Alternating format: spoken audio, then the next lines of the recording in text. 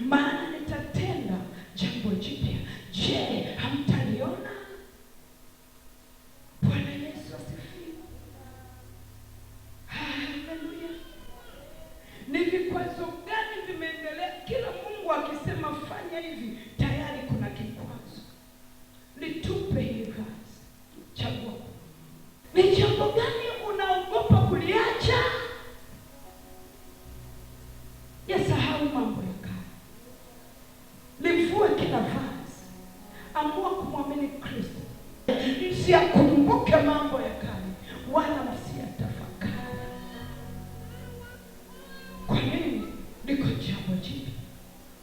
Paulo anasemaje kwenye Wafilipi 3:13?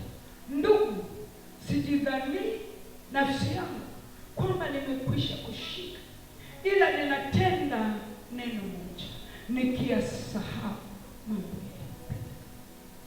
Maana nikienda nayo sitafika. Nikitembea na historia ya maisha yangu, mimi mwenyewe nitajikataa. Hivi mimi na kweli nimeokoka? Kwa sababu ya historia yako wewe mwenyewe. Haleluya. Wala sio mtu mwingine, wewe tu mwenyewe. Haleluya. Wala uhitaji mtu mwingine, wewe tu. Maana kuna mambo mengine unayajua wewe, hamna mtu mwingine anayajua. Kwa hiyo katembea nayo.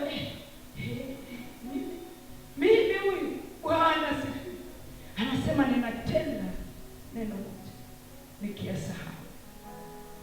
Mungu akupe neema ya kuyasahau mambo ya kale katika jina la Yesu. Na tena achana na watu wanasema nini. This is you.